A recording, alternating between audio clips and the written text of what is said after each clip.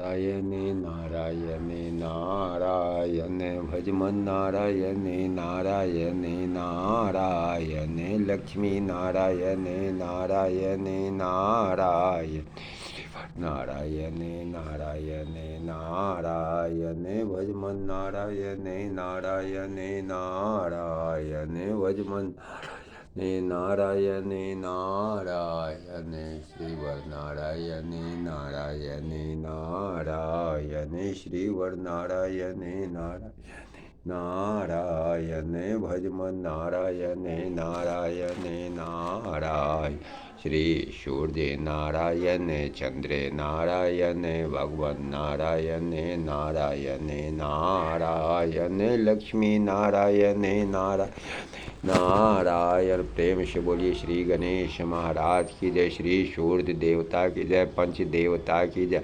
नवग्रह देवता की जय, श्री श्री नारायण नारायण नारायण। एकादशी महात्म्य की जय। अग्रहण मास के कृष्ण पक्ष की जो एकादशी होती है उसे उत्पन्ना एकादशी कहते हैं। यह एकादशी 15 नवंबर 3 शनिवार को है। इस एकादशी के व्रत को अवश्य करना चाहिए। इसकी कथा इस प्रकार से है। श्री सूजी महाराज कहने लगे, हे ऋषियों, इस व्रत का वृत्तांत और उत्पत्ति प्राचीन काल में भगवान श्री कृष्ण ने अपने परम भक्त युधिष्ठिर से कही थी। वही सब मैं तुमसे कहता हूँ। एक समय युधिष्ठिर ने भगवान श्री कृष्णचंद्र से पूछा कि हे भगवान, एकादशी का व्रत किस विधि से किया जाता है और इसका क्या फल प्राप्त होता है? उपवास के दिन जो क्रिया की जाती है, आप कृपा करके सब मुझसे कहिए। यह वचन सुनकर भगवान श्री कृष्ण कहने लगे, हे युधिष्ठिर, मैं तुमसे एकादशी के व्रत का महात्मा कहता हूँ। तुम एकाग्रचित होकर सुनो। सर्वप्रथम हेमंत ऋतु में अग्रहण मास कृष्ण पक्ष की एकादशी से इस व्रत को आरंभ करना चाहिए। दशमी को संध्या काल में भोजन करके अच्छी तरह से दातून आदि करें, जिससे अन्न का कोई भी अंश मुंह में न रह जाए। रात्रि को भोजन कदापि न करें, अधिक न बोलें। एकादशी के दिन प्रातः 4 बजे उठकर सबसे पहले व्रत का संकल्प करे, जिसकी विधि इस प्रकार है।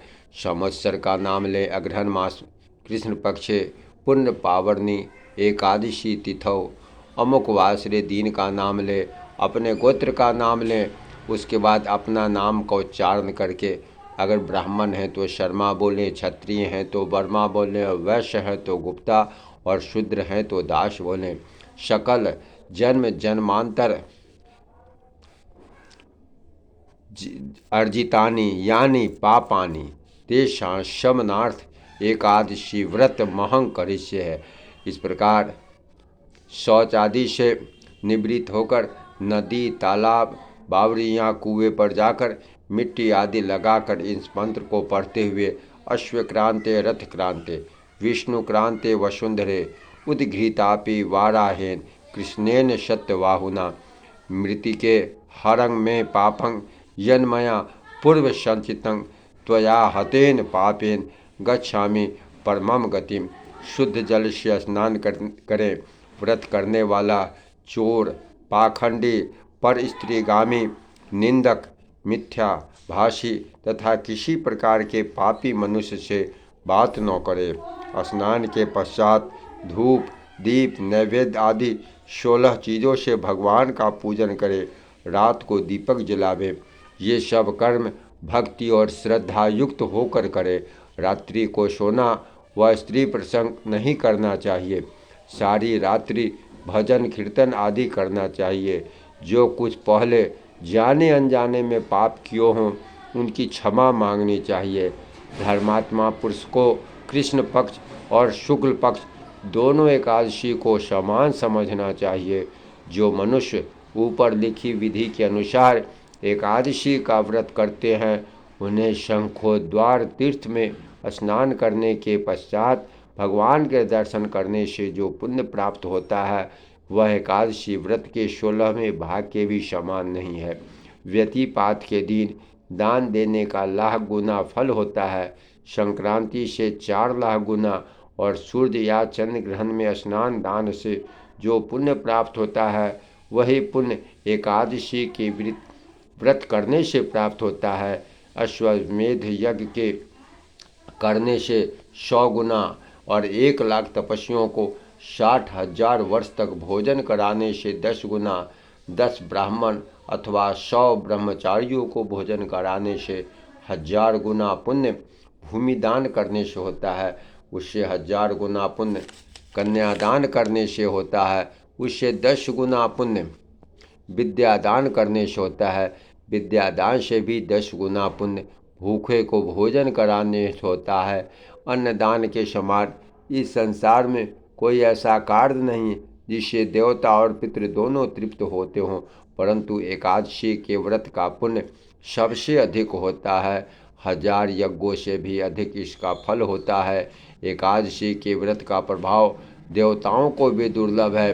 रात्रि को भोजन करने वाले को उपवास का आधा फल मिलता है और दिन में एक बार भोजन करने वाले को उसका आधा फल मिलता है, परंतु जो निर्जल व्रत रखने वाले का महात्म तो देवता भी वर्णन नहीं कर सकते।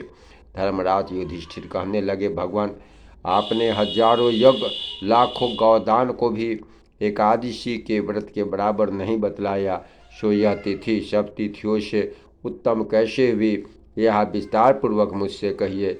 युधिष्ठिर के वचन सुनकर भगवान कहने लगे, हे युधिष्ठिर, सतयुग में मूर नाम का दैत्य उत्पन्न हुआ जो बड़ा बलवान और भयानक था। उस प्रचंड दैत्य ने इंद्र, आदित्य, वसु, वायु, अग्नि आदि सब देवताओं को पराजित करके भगा दिया। तब इंद्र सहित सब देवताओं ने भयभीत होकर भगवान शिव जी महाराज से अपने दुख का सब कारण तथा दैत्य का वृत्तांत कहा और बोले, हे कैलाशपति, मूढ़ दैत्य से भयभीत होकर सब देवता मृत्युलोक में फिर रहे हैं। तब शिव जी कहने लगे, हे देवताओं, तीनों लोकों के स्वामी, भक्तों के दुखों का नाश करने वाले भगवान विष्णु जी की शरण में जाओ, वही तुम्हारे दुखों को दूर कर सकते हैं। शिव जी के ऐसे वचन सुनकर इंद्र आदि सब देवता क्षीर सागर में पहुँचे। वहाँ भगवान को शयन करते हुए देखकर इंद्र हाथ जोड़कर उनकी स्तुति करने लगा। हे देवताओं द्वारा स्तुति करने योग्य प्रभु, आपको बारंबार नमस्कार है। देवताओं की रक्षा करने वाले मधुसूदन, आपको नमस्कार है, आप हमारी रक्षा करें। दैत्यों से भयभीत होकर हम सब देवता आपकी शरण में आए हैं। आप इस संसार के कर्ता, माता पिता, उत्पत्ति तथा पालन करता और संहार करने वाले हैं, सबको शांति प्रदान करने वाले हैं। आकाश और पाताल भी आप ही हैं। सबके पितामह ब्रह्मा, सूर्य, चंद्रमा, अग्नि, सामग्री, होम, आहुति, मंत्र, तंत्र, जप, यजमान, यज्ञ, कर्म, कर्ता, भोक्ता भी आप ही हैं। आप सर्वव्यापक हैं। आपके सिवा तीनों लोकों में चर तथा अचर कुछ भी नहीं है। हे भगवान, दैत्यों ने हमको जीतकर स्वर्ग से भ्रष्ट कर दिया है और सब देवता इधर उधर भागे भागे फिर रहे हैं। आप उन दैत्यों से हम सब की रक्षा करें। इंद्र के ऐसे वचन सुनकर भगवान विष्णु कहने लगे, हे इंद्र, ऐसा मायावी दैत्य कौन है जिसने सब देवताओं को जीत लिया है? उसका क्या नाम है?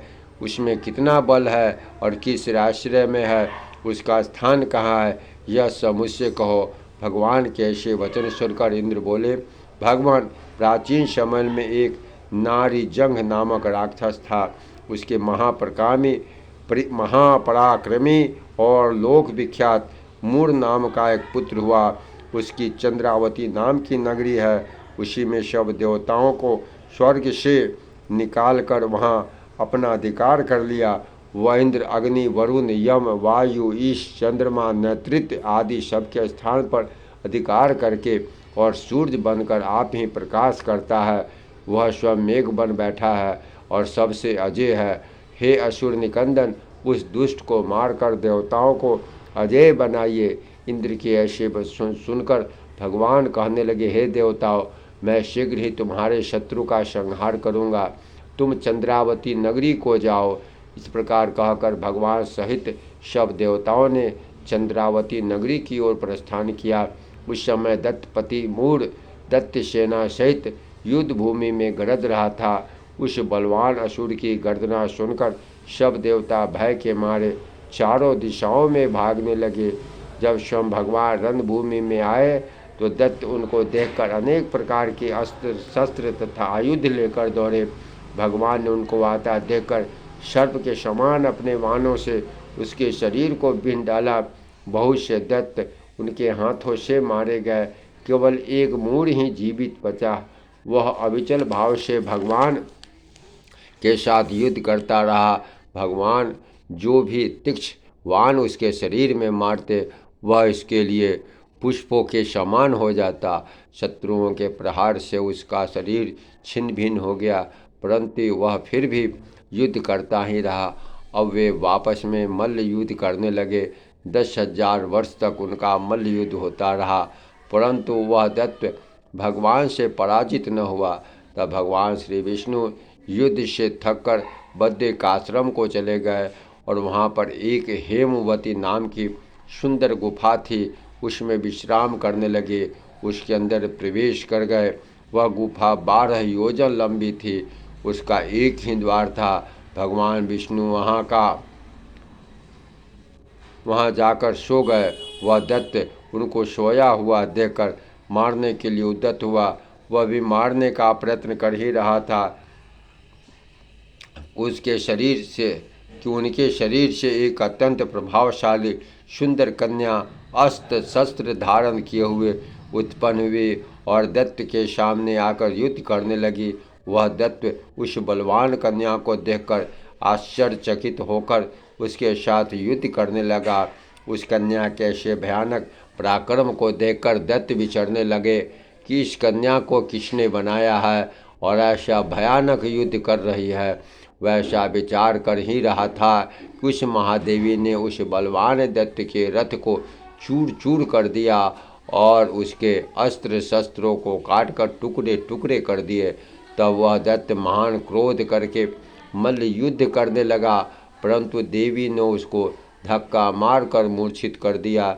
जब वह दैत्य मूर्छा से जागा तो उस देवी ने उसका सिर काट डाला। इस प्रकार वह दैत्य जो पृथ्वी पर गिरकर मृत्यु को प्राप्त हुआ और बाकी दैत्य डर के मारे पाताल लोक को भाग गए। जब भगवान विष्णु की नींद टूटी तो उन्होंने मूढ़ दैत्य के कटे हुए सिर व दोनों हाथ जोड़कर खड़ी हुई एक कन्या को देखा। तब भगवान उस कन्या से पूछने लगे, हे देवी, जिस दैत्य से इंद्र आदि सब देवता भयभीत होकर स्वर्ग से भाग गए थे उसको किसने मारा है? वह कन्या कहने लगी, हे भगवान, जब आप निद्रा में थे तो वह दैत्य आपको मारने के लिए उद्यत हुआ। उसी समय आपकी योग माया द्वारा आपके शरीर से उत्पन्न होकर मैंने इस दैत्य को मार गिराया है। यह सुनकर भगवान कहने लगे, हे देवी, तुमने देवताओं के भय को दूर करके बड़ा महान कार्य किया, अतः तुम अपनी इच्छानुसार वर मांगो। तब वह देवी बोली, हे भगवान, यदि आप मुझसे प्रसन्न हैं और मुझे वरदान देना चाहते हैं तो यह वरदान दीजिए, जो कोई मेरा व्रत करे उसके सब पाप नष्ट हो जाए और अंत में मोक्ष को प्राप्त होवे। जो इस व्रत का पुण्य है उसका आधा रात्रि को भोजन करने वाले को मिले। जो एक भोजन करे उसको भी आधा फल प्राप्त हो। जो मनुष्य भक्ति पूर्वक मेरे व्रत को एक बार भी भोजन न करे उसको धर्म धन और मुक्ति प्राप्त हो। भगवान कहने लगे, हे कल्याणी, ऐसा ही होगा। मेरे और तुम्हारे भक्त एक ही होंगे और वे अंत में मोक्ष को प्राप्त करके मेरे लोक को प्राप्त होंगे। क्योंकि तू एकादशी को उत्पन्न हुई है अतः तेरा नाम एकादशी ही होगा। तुम मुझको सब तिथियों से प्रिय हो, इस कारण तुम्हारे व्रत का फल सब तीर्थों से भी अधिक फल देने वाला होगा। ऐसा कहकर भगवान नारायण अंतर्ध्यान हो गए। प्रभु के उत्तम वचनों को सुनकर एकादशी अत्यंत प्रसन्न हुई। भगवान श्री कृष्ण कहते हैं, हे युधिष्ठिर, सब तीर्थों के फल से एकादशी व्रत का फल सर्वश्रेष्ठ है। एकादशी व्रत करने वाले को मैं मोक्ष पद देता हूँ, उसके शत्रुओं का नाश एवं समस्त विघ्नों को नष्ट करता हूँ। यह मैंने तुमको एकादशी की उत्पत्ति का सब वृत्तांत बतलाया है। एकादशी पापों को नष्ट करने वाली तथा सिद्धि को देने वाली है। उत्तम पुरुषों को दोनों पक्ष की एकादशी को समान ही मानना चाहिए, कोई भेदभाव नहीं समझना चाहिए। जो मनुष्य इस एकादशी को महत्व को पढ़ता अथवा सुनता है उसको अश्वमेध यज्ञ का फल प्राप्त होता है।